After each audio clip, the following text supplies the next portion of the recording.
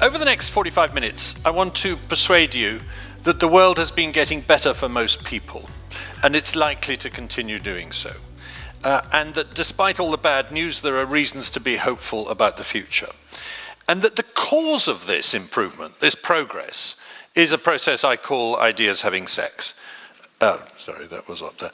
And what I mean by that is that the way to bring innovation into the world is for ideas to meet and mate and produce baby ideas, just like the way to bring a baby into the world is the same thing. And that process goes on through the exchange of ideas in places like this, actually, and in cities like this throughout the world. But first, I want to persuade you that the world's getting better, because the bad news dominates the newspapers. A few years ago, the late health economist Hans Rosling asked 1,000 Americans this question: has the proportion of the world population that lives in extreme poverty doubled, halved, or stayed the same over the last 20 years? And of those 1,000 Americans, 5% thought it had almost halved, 65% thought it had almost doubled, and the rest thought it had stayed the same. The 5% are right. So most Americans are wrong. The percentage of the world population that lives in extreme poverty has almost halved over the last 20 years. But Rosling thought about this, and then he said, well, hang on, what if I wrote those three answers on 3 different bananas and threw them into a cage with a monkey in it? The monkey would pick up the right answer 33% of the time, not 6% or 5% of the time. So the monkey would do 6 times as well as human beings in answering this question about human society. How can that possibly be? How can an animal know more about our society than we do? And the answer, of course, is that we know things that are wrong. The greatest enemy of knowledge is not ignorance, but the illusion of knowledge, as Daniel Boorstin put it. Here's the data on poverty, and it might be very hard to read at the back, for which I apologize, but it basically says that when I was born, something between 60 and 70% of the world lived on less than $2 a day. Now that number is about 8 or 9%. That's an incredible change. That's the biggest change that's ever happened in human history, and it's happened in many of our lifetimes. Now, of course, $2 a day is still a terrifically low level of living standard, and there's an awful lot of poverty above that level, but that's been going down too. Child mortality, the greatest measure of misery anybody can think of, going down on all continents as we speak, down to levels that are really beginning to be converging on the Western world for most developing countries, even Africa, which lagged behind for a while, now catching up rapidly. The probability of dying of malaria, dramatically down. In this century alone, this is just since the year 2000, we've halved the number of deaths from malaria, largely through the insecticide-treated bed net, which is a good idea, which is a good example of an innovation that came about through ideas having sex, as I'll say.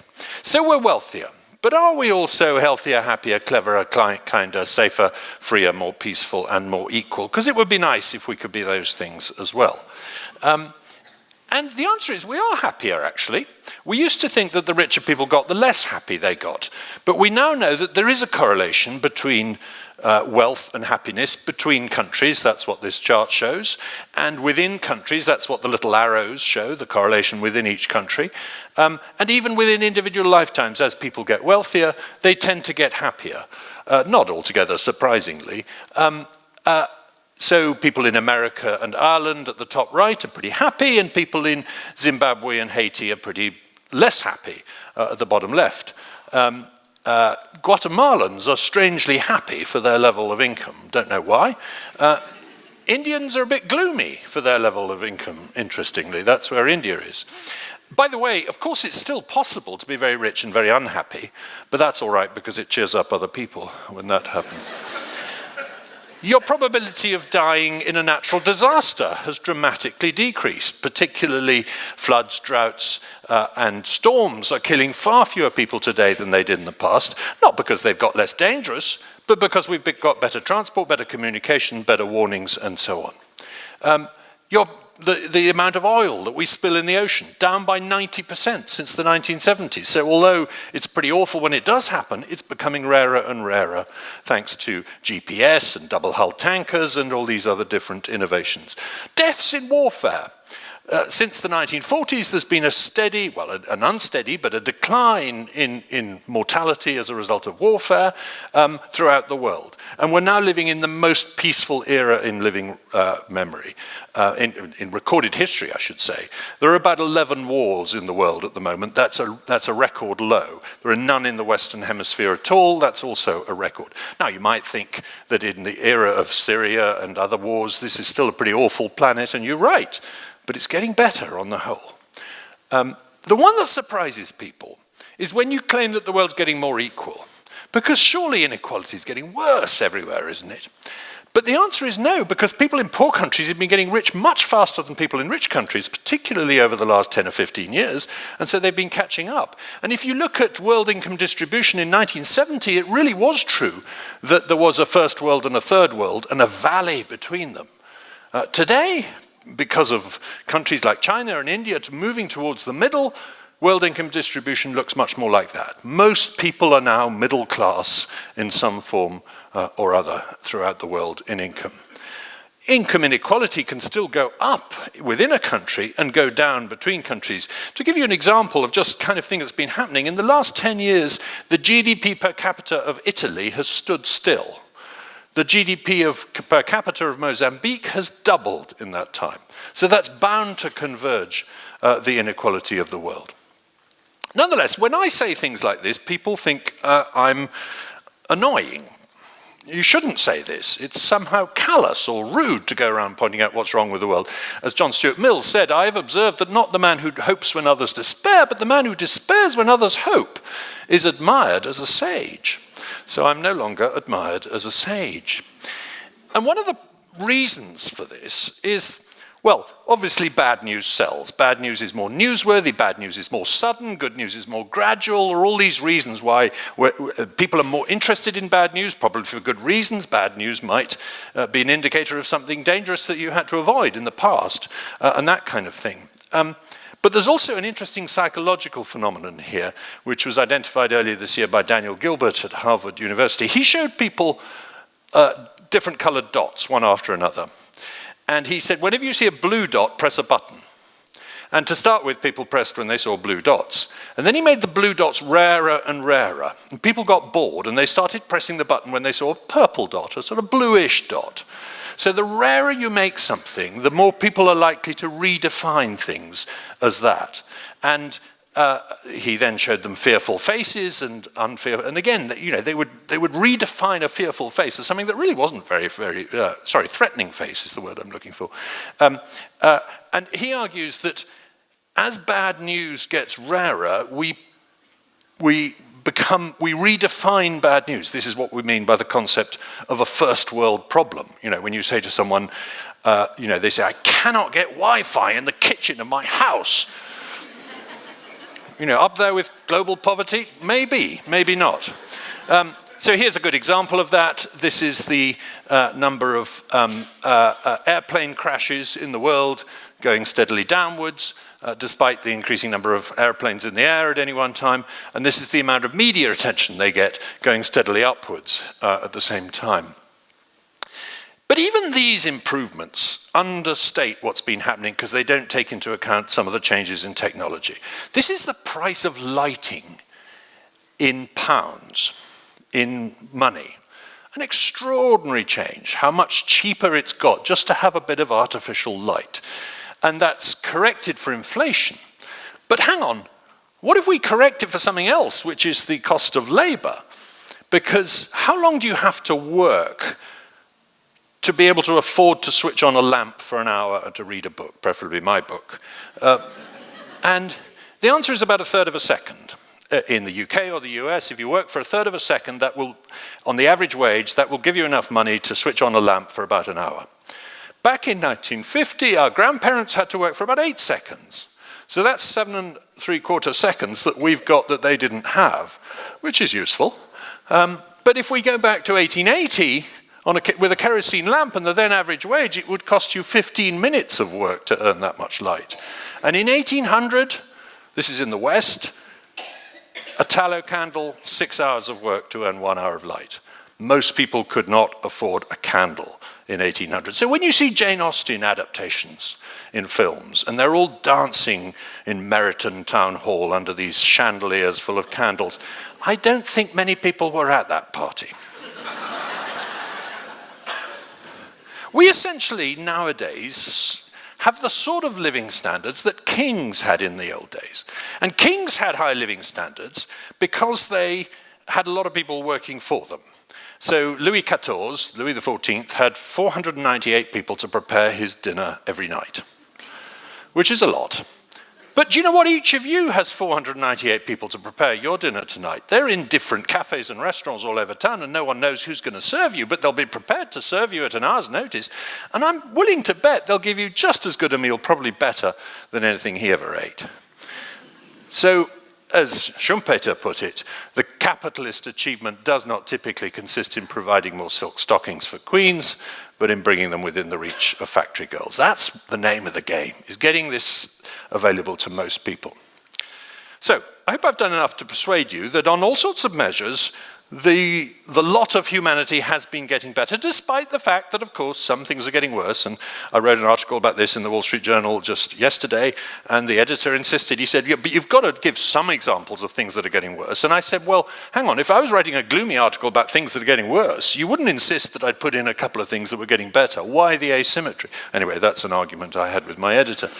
Now, my argument is that, why does this happen? Why to human beings and not to rabbits or rocks? They don't experience progress. They don't experience economic growth. What is peculiar about human beings that enables us to experience this? And my argument is that it's essentially a phenomenon called the collective brain, that through the sharing of ideas, we are able to do things collectively amongst us that we can't do as individuals. This object sits on my desk at home. It's an Australian hand axe of the kind made by Homo erectus, probably about 1 million years ago. My wife bought it for me on eBay. And right next to it sits an object of exactly the same size and shape. And one day I just noticed this incredible similarity between the size and shape. And it really sent a tingle down my spine, because here's a connection with not my ancestor, but probably is my ancestor from 1 million years ago who handled that axe. The human hand has been using these kind of devices for at least 1 million years, possibly more like 2 million years. But actually, it's not the similarity that's interesting, it's the difference. Because when you think about it, that axe was made by somebody for his own use, and it was made from a single substance, stone. Whereas the mouse was made by other people for me, and it's made from lots of different substances, plastic and metal and silicon. And it's made from lots of different ideas as well. The idea of computing, the idea of software, the idea of plastic. These are ideas that occurred to different people in different times and different places, and they've all come together in that mouse. And the incredible thing is that, that mouse was made for me. I bought it, but lots of people were working for me when they made it. They didn't know they were working for me, but they knew they were working for somebody. How many people? Hundreds? I think it's more like millions, actually, when you think about it, because you've got to take into account the people who were growing coffee, whose coffee was going to be drunk by the people on the oil rig, whose oil was going to be used to make plastic, whose plastic was going to be used in the factory. Once you go back up the tree, there's the most incredible number of people making just even the simplest objects that we use. And the amazing thing about it is that there's not one single person among these millions who knows how to make a computer mouse. There's nobody on the planet knows how to make a computer mouse, because the person running the mouse factory doesn't know, he just knows how to run a factory. The person working on the assembly line doesn't know, because they don't know how to drill for oil or grow coffee to feed the people who drill for oil. This knowledge is distributed. It's not held in individual heads at all. I'm quoting from a famous essay called I, Pencil by Leonard Read about a pencil which discovers that nobody knows how to make him. And he thinks this is rather a remarkable fact. Now, this reminds me very much of my favorite subject, which is genetic evolution, the evolution of biological organisms. Because the way that works is by the combining and recombining of genes. And the reason sex is important here is because it allows evolution to be cumulative. Otherwise, things stay in different lineages and they never come together. So imagine an ancestral asexual population that cannot have sex.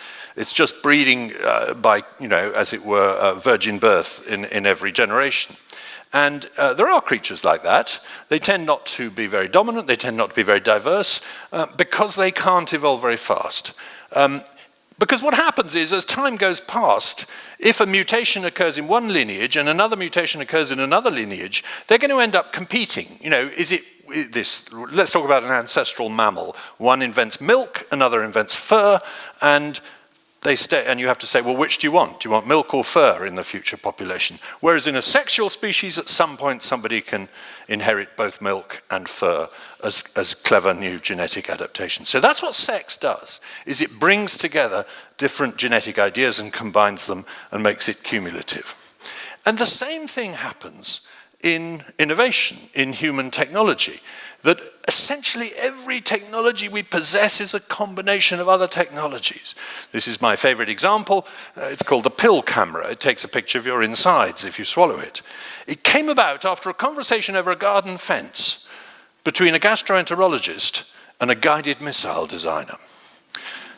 That's what I mean by ideas having sex. So it's my contention that the habit of exchange, of swapping one thing for another thing, is what made human beings special and what set off this process. And that this habit is actually surprisingly unique to human beings. We just don't find its equivalent in any other animals. You occasionally find reciprocity, you scratch my back, I'll scratch yours, but that's not the same thing. I'm talking about swapping different things. I'll give you money if you give me an apple. No other animal does that. Adam Smith spotted this. He said, no man ever saw a dog make fair and deliberate exchange of a bone with another dog. And once we started on this habit, it was inevitable that we would start to create this gigantic collective brain of new ideas. And we can get real evidence for what happens here by looking at the ancient past and seeing what happens when you cut people off from exchange networks. Tasmania, which this is a map of, became an island 10,000 years ago. There were people living there. They were then cut off for the next 10,000 years. There was no contact between Tasmanians and Australians until the arrival of Western ships, because the Bass Strait is quite a wide and difficult to cross sea crossing. And there were about 4,000 people on average on the island for most of that time.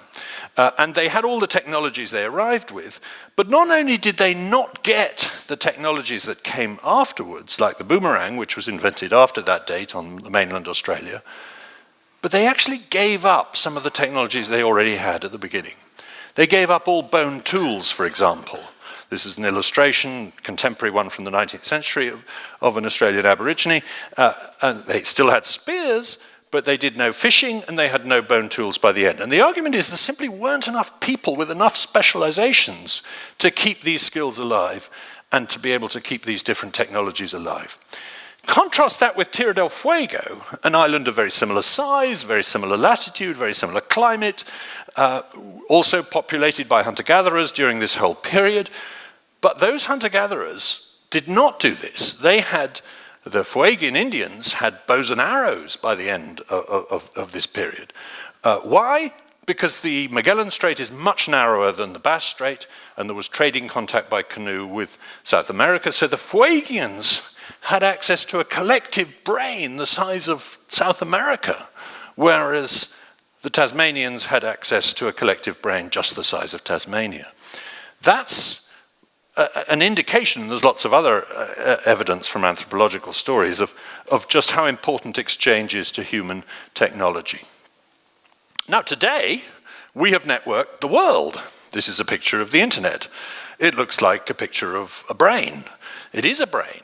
That is the brain that we use in the world, is the internet, is the connectivity, the network in which we are all embedded. And if I'm right about this kind of stuff, then we ought to be accelerating the rate of innovation today. We don't seem to be, for reasons that I don't fully understand, but that's a subject I'm going to try and address in my next book. And the crucial thing, I think, here is to understand that this is an evolutionary phenomenon.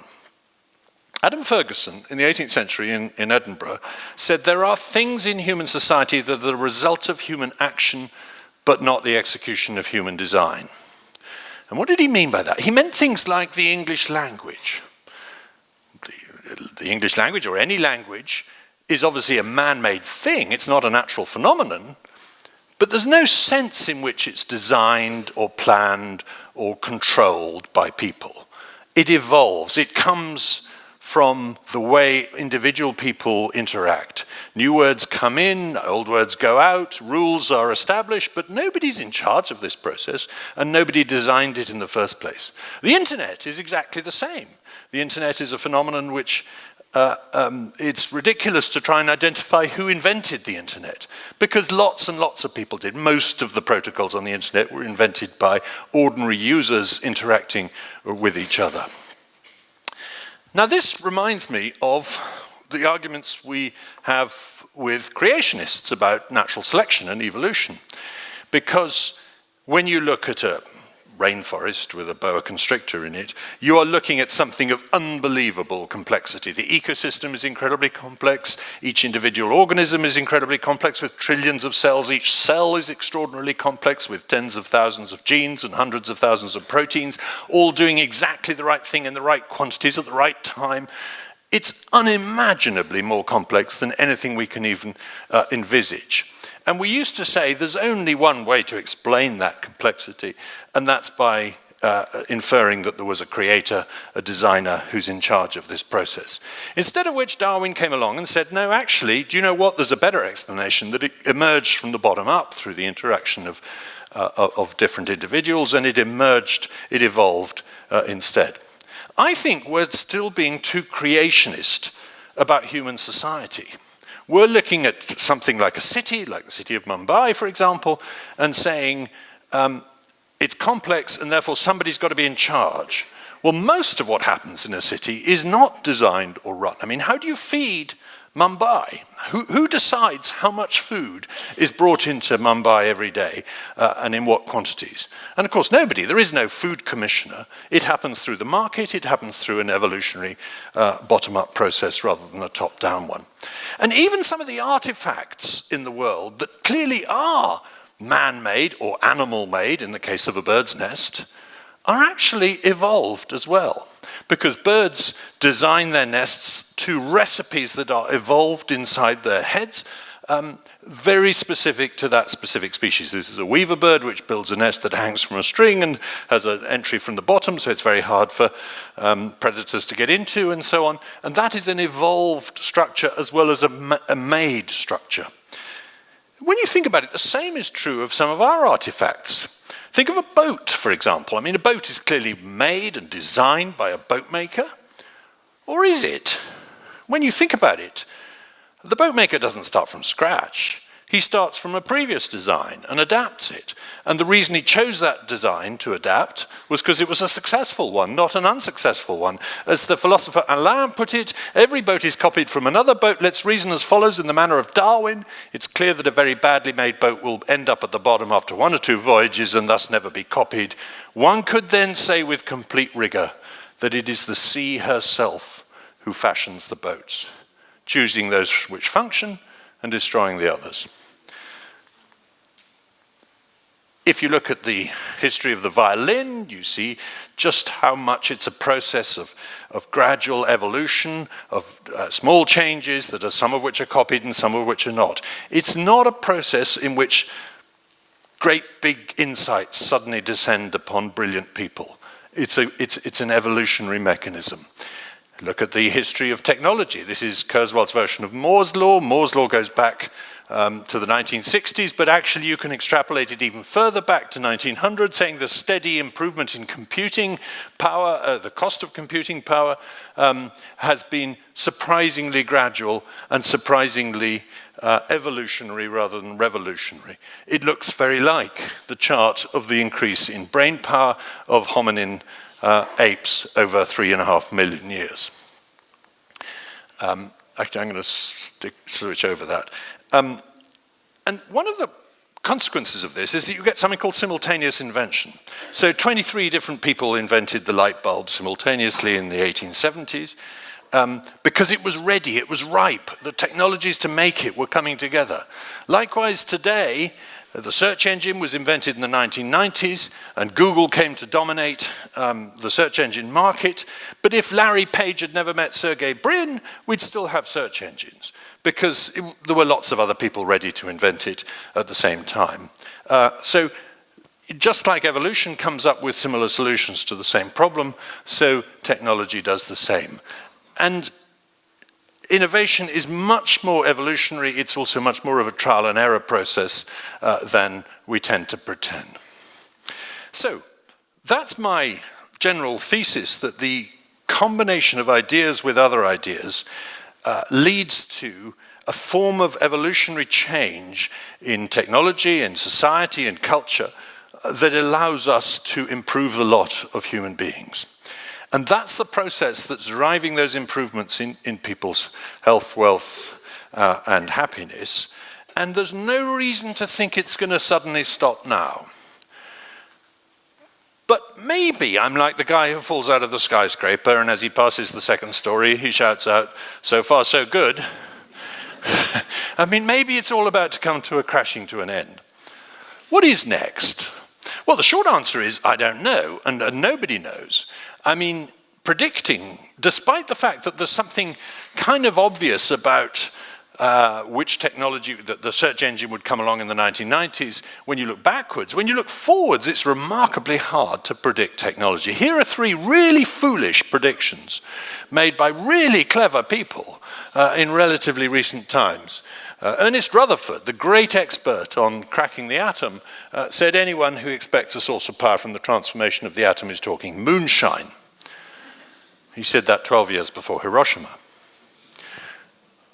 What about Ken Olsen, the founder and equipment of the Digital Equipment Corporation, the inventor of the mini-computer, the dominant computer of the 1970s? 1977, he said, "There is no reason anyone would want a computer in their home."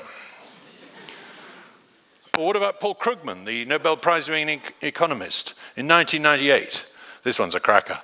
"By 2005 or so, it will become clear that the internet's impact on the economy will have been no greater than the fax machines." So I don't want to repeat these distinguished gentlemen's mistakes by making specific predictions about the future, because I'll only look a fool. And it is surprisingly hard to do. Nonetheless, there are a few things that one can point at. And here's an interesting one. When I was a kid, this was the kind of toys, I'm not quite that old, but nearly, but this was the kind of toy we had. It was all about transport. Do you remember? It was going to be personal gyrocopters, routine space travel, supersonic airliners. That was going to be the future. In fact, transport's roughly stood still in my lifetime, and we're still flying 747s, which were designed in the 1960s. We've given up on supersonic airliners. We've given up on the moon. The progress in transport has been ridiculous, as anyone who tried to get through the traffic of Bombay will confirm. Whereas, when I was young, there was almost nothing about computers and telephones in the toys and the stories we told each other. It was all going to be about transport, but it wasn't. It was about computers and phones, incredible transformations in computing. My grandparents had exactly the opposite experience. They were born before the motor car and the airplane, and they died with man on the moon and supersonic planes in the skies. So they had incredible changes in transport, but they had no changes at all in communication equipment. They had the telephone when they were born, and they had the telephone when they died. So it's wrong to think that everything will accelerate in the future. Some things will speed up, and some things will slow down. My hunch is that computing is not going to show the same changes in the next 50 years, that we've picked the low-hanging fruit, and that it'll run out of steam in the next 50 years. Where's the big change going to come? Probably not transport. I don't know. It might be something else. It might be biotechnology, for example. That said, there are some very extraordinary and exciting things happening in the field of computers, in particular artificial intelligence. And the moment in 2016 when a computer beat the world champion at Go with a particularly clever move 37 in game 2, was a real shock, particularly in China, where 250 million people watched this tournament live, and nobody expected the machine to win. Now, what's the secret behind AlphaGo, the program? The answer is machine learning, deep learning, the ability to graze data and extract from it ideas about how to solve problems. Without being told anything, this computer was never told the rules of the game. It was just told to analyze every game that had ever happened and see if it could come up with better strategies. And it came up with this crazy, crazy move that everyone said was really stupid at the time, and it turned out to be a winning move. I don't understand it, so I can't tell you more than that. Likewise, our ability to very precisely edit genes as a result of the invention of CRISPR, this new technology invented just a few years ago, is going to be transformational. It's going to do extraordinary things, I think. For example, the thing that excites me is that it may enable us to de-extinct some species, to actually go back, read the genomes of extinct species, and then edit the genomes of existing species until they are exactly the same as the extinct species, and then revive the mammoth, the dodo, or the great auk. And I've already held a meeting with some scientists to try and discuss how we might set about this in the case of the great auk. And we invited Tom Gilbert of Copenhagen University to join us, and he arrived, and we said, what do you think? How do we set about sequencing the genome of the great auk? And he said, I've done it. I finished last week. Now, that's only step one. This is still 10, 20 years away from being a reality, but you can't write it off. And that reminds me that I have to mention that there are some things that are going in the wrong direction in the world. Of course there are. The last time I was in Bombay was 36 years ago, a terrible gap of time. And I was on my way to Jamnagar in Kathiawar in Saurashtra with two Australians to do a survey of a bird called the lesser florican, which lives on grasslands in Kathiawar. We had a wonderful time, and we found 78 displaying males in a short time, which was more than we expected, and we were hopeful that some of the programs in place to try and make sure that this rather beautiful little bird was not going to disappear. But I have to say, I checked yesterday on the status of this bird, and it's not looking good. There is now thought to be just 264 of them left in the whole of India, and none anywhere else in the world. So this species may go extinct. We may have to revive it with CRISPR after that. And hopefully we'll be able to take a few into captivity or something like that. But this is just a reminder to me that I mustn't leave you with the impression that everything's fine. Of course it's not. But some things are heading in a good direction. Population growth, which we were panicking about in the 60s and 70s, peaked at 2% in the 1960s, but it's now fallen to 1%. The absolute number of people added to the world population is going down every year. We're heading for a stable population sometime in the second half of the 20th century. So dealing with that problem looks like it should be doable. I'm not going to skip over those things, but here's another one. We're very worried about climate change, and we're probably right to be worried, although I don't think we need to be as worried as some people think we need to be. But let's just notice that we've actually got a greening trend at the moment. The world is getting greener because of the extra carbon dioxide in the air, and carbon dioxide is plant food, and particularly in arid areas, this enables plants to grow faster. And according to the lead author on the NASA study that did this, Zhaoqin Zhu of Beijing University, the greening over the past 30 years is equivalent to a green continent about 2 times the size of mainland USA being added to the world. So that, let's try and find these silver linings in the clouds. But I come back to what I talked about at the beginning, which is the most remarkable hockey stick of human living standards. Corrected for inflation, this is what has happened to income since 1600 on the planet Earth, on the whole planet, despite an enormous increase in the population during that time. And we'd be wrong to think that this was about to go into reverse. Because 200 years ago, Thomas Babington Macaulay, Lord Macaulay, said, we cannot absolutely prove that those are in error who say society has reached a turning point, that we have seen our best days. But so said all who came before us, and with just as much apparent reason. On what principle is it that with nothing but improvement behind us, we're to expect nothing but deterioration ahead of us? Already then, he was fed up with the pessimists saying it can't go on, we've reached a turning point. And I think we should occasionally take their views with a pinch of salt today. Thank you very much indeed.